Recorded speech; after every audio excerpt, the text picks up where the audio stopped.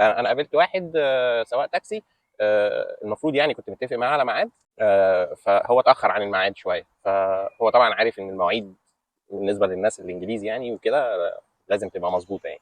فاتاخر عن الميعاد 10 دقائق، فلما جه قال لي معلش اصل كنت بسنجف العربيه. انا نفسي يعني ما فهمتش انت بتعمل ايه، يعني كنت بتعمل ايه. انا طبعا يعني خدت كلمه بسنجف دي ان هو كان في قله ادب بتحصل بينه وبين العربيه، او كان في قله ادب بتحصل جوه العربيه، يعني الله اعلم. هي كلمه بسنجف دي لما ما وصلت لهاش لاي يعني ما كان فيش اي معنى جه في دماغي في الموضوع، يعني ايه سنجفه. السلام عليكم ورحمه الله وبركاته. ورجعت لكم تاني من انجلترا بعد اجازه الغردقه في مصر. كانت حلوه وجميله وظريفه واتبسطنا، واهم ما في الموضوع وزي ما قلت لكم في كل الفيديوهات اللي صورتها من الغردقه ان كان هدف الرحله كلها وسبب الاجازه كلها ان العيال يتبسطوا هناك ويشوفوا جنب حلو من مصر وده السبب اني ما رضيتش انزل بيهم القاهره علشان خاطر الزحمه والدوشه والهيصه وما كانوش هيحبوا الموضوع، فحبيت اوريهم ان في اماكن تانية في مصر حلوه جدا جدا جدا يعني. وهتكلم معاكم على طول في حاجه سريعه كده، مش هخش في تفاصيل، ولكن السنه دي بعد ما رجعنا من الغردقه او من واحنا هناك اصلا كنا بدانا نسمع عن الحادثه اللي حصلت في الغردقه في البحر الاحمر، القرش اللي اكل السايح الروسي. وبعدها بيومين المركب، آه، اليخت اللي ولع في البحر الاحمر ومات سياح كتير بسببه. ده مش يعني دي ما كانتش حاجات متظبطه علشان خاطر تحصل للناس دي، ده قضاء وقدر. احنا لازم نبقى مؤمنين بالموضوع ده. انت لما بتسافر اجازه مش هدفك انك يحصل لك اي حاجه هناك، لا انت هدفك تسافر تتبسط وتشوف اماكن جديده وتقضي وقت كويس وترجع بس. لو حصل اي حاجه فده مش غلطك ومش غلط اي حد، يعني هو الموضوع كله قضاء وقدرك، نصيبك انك هتموت كده. حتى لو ما كنتش سافرت اصلا وفضلت قاعد في روسيا هناك كنت برضو هتموت، بس هي موتة عن موتة بتفرق. فلاحظت ان في ناس كتير عمالين يعملوا شير للفيديو بتاع القرش وهو بياكل السائح الروسي. طبعا ده مش كويس. تخيل ان انت اهلك هم اللي سافروا يقضوا اجازه وحد من اهلك القرش بياكله، والناس عمالين يعملوا شير للفيديو ده، وانت كل ما تقلب على الفيسبوك ولا الناس صوابعهم ما بتبطلش تقليب على التليفون يعني. كل ما تقلب تلاقي منظر الاخ اللي من عيلتك ده او اقرب الناس ليك القرش بياكله، مش منظر حلو انك تفضل تشوفه. يعني يا ريت الناس تبطل تعمل شير للحاجات دي. غير كده كمان ان انت بتسوق من سمعه السياحه في بلدك، فبرضو دي هتوقف شغل الفنادق وهتوقف السياحه في بلدك، وده هيأثر على ناس كتير جدا زي فندق سيرينيتي اللي انا كنت قاعد فيه. في اكتر من 1000 واحد شغالين هناك في الفندق ده، آه، هيقعدوا في بيوتهم، فانت هتقفل بيوت ناس كتير.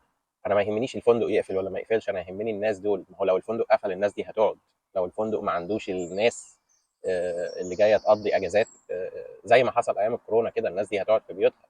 الناس دي لو قعدت في بيوتها هيأثر على بهدله كتير في حياتهم وفي البلد نفسها.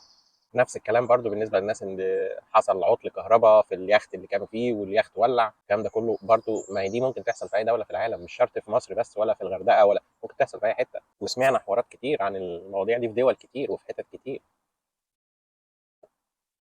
فيا ريت الناس يعني يتفهموا المواضيع ويبصوا للموضوع من زاويه اكبر شويه علشان يقدروا يبطلوا يعملوا شير وكمان الكومنتات الوحشه عن مصر وعن الغردقه. لا هو الموضوع مش كده خالص.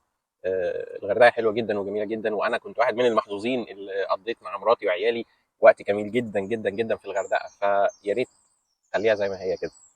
المهم بقى ان وانا في مصر يعني طبعا جوه الفندق وفي الغردقه وفي كده اتصاحبت على ناس مصريين كتير واتكلمت مع ناس كتير، وطول ما انا ماشي طالع نازل في حمام السباحه في البارتي بتاع اللي بيعملوه بالليل في الشو في المطعم في الحاجات دي كلها اتعرفت على ناس مصريين كتير جدا. وطول ما انت ماشي اللي هو السلام عليكم اتفضل ازيك مش عارف ايه عشب شاي الحاجات دي كلها كانت بسطاني جدا، لان الحاجات دي ما بتحصلش هنا في انجلترا. يعني انت هنا في انجلترا حرفيا كل واحد ماشي في حاله، واخرهم الناس الانجليز اصلا يعني ما تفهمش. دي حاجه ناس كتير هيلاحظوها، هو اول انت ماشي في الشارع فقابلت واحد فبيهز لك دماغه بس كده. انت متخيل كميه الكسل اللي احنا فيه ان احنا اصلا ما بنسلمش على بعض، اللي هو ما ما بيقولكش حتى هاو ار يو ولا اي حاجه، لا هو بيهزك دماغه كده، تقوم انت هازز دماغك كده بس خلاص خلص الموضوع، وتعدوا من جنب بعض وتمشوا ما حدش بيكلم حد. فانا مفتقد الموضوع ده، وده خلاني ابص كده على اللغه الانجليزيه مقارنه باللغه العربيه. فلما بصيت كده في اللغه الانجليزيه، طبعا انا كمان دلوقتي اصلا عيالي بقى في مدرسه ابتدائيه وبتاع وكده، ولسه بنتي الصغيره في سنه اولى والثانيه في سنه خمسه، ف يعني بيذاكروا بقى انجليش وبياخدوا حاجات كتير، وبقالي كام سنه بذاكر معاهم انجليش وبنعمل واجب والحاجات دي والهوم وورك وبتاع والكلام ده، فانتوا فاهمين يعني. فلقيت ان في حاجات غريبه في الانجليزي. الحاجات دي يعني انا شخصيا والانجليز نفسهم هم مش فاهمينها، بس هي كده يعني، انت خدها زي ما هي ما تغيرش. مش فاهم ليه. على سبيل المثال مثلا انت عندك في اللغه الانجليزيه حرف الاف. من الواضح ان حرف الاف ده عامل مشاكل كتير في اللغه الانجليزيه، وطبعا كلنا عارفين ان حرف الاف ده مهم، يعني هو مهم، انتوا فاهمين. ولكن فجاه كده فجاه تلاقي ان كلمه زي كلمه physical، ماشي، ما فيهاش حرف اف اصلا، بس هي انت بتقول يعني physical، ها، بس هي ما فيهاش حرف اف. ليه بقى؟ هم غيروه وخلوها البي اتش، فبقى عندك البي اتش بتتنطق اف، بتدي الساوند بتاع حرف الاف. تمام.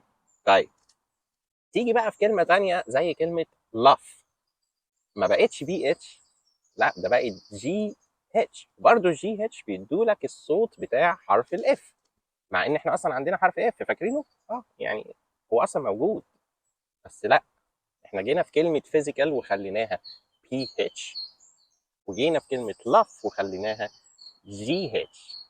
مع كلمه لاف جي اتش اديتك حرف الاف، انا ضحكت، هي لاف اضحك، وانا ضحكت بصراحه يعني.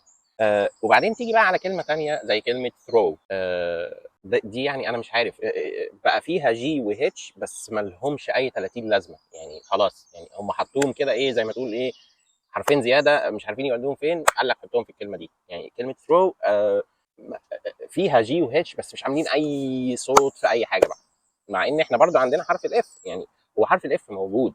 طيب هي بقى هي كلمه ثرو دي لو شلت حرف الهيتش والار، وقع الاثنين دول، هتلاقيها يعني tough. That's when things are starting to get tough.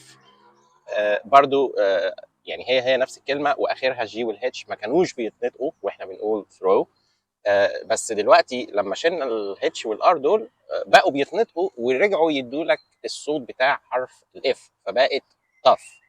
بس ليه عمالين يغيروا فيه؟ طلع ان يعني هما بيستخدموا حرف الاف بقى اصلا عشان الاف وورد اللي كلنا عارفينها، مش هنتكلم. هو ده استخدام حرف الاف في الموضوع ده، او في الفوتبول بس، يعني غير كده حرف الاف بقى عمالين يغيروا فيه في بقيه الكلمات بقى، مش عايزين يستخدموه. طب ما يا حبيبي ما الحرف موجود، مين اللي عمل المواضيع دي؟ يعني عندك الحرف موجود، ليه جيت في فيزيكال وغيرته، وجيت في لف وغيرته، وجيت في ثرو وشيلته، وعمال تحط حروف تانية ملهاش علاقه اصلا بحرف الاف؟ فالانجليش يا جماعه انا كده بسميه ايه، لغه المهلبيه. يعني انت شوف عايز تحط مين جنب ايه وارزعهم مع بعض واديهم برضو الصوت اللي يعجبك، حط بقى اي حاجه، ممكن تحط دي وكي وتحط اي حاجه يعملهم حرف السي، بص ما فيش، ارزع اي انجليزي في اي حاجه. وده سبب الناس اللي قابلتهم في مصر كتير اللي عايزين يسافروا انجلترا، وقالوا لي يعني ايه الطرق اللي ممكن يسافروا بيها، وفي ناس عندهم كواليفيكيشن عاليه جدا، وفي ناس عندهم شهادات ودراسات وحاجات، ويقدروا ان هم فعلا يجوا يسافروا هنا انجلترا، بس الموضوع طبعا بيحتاج وقت.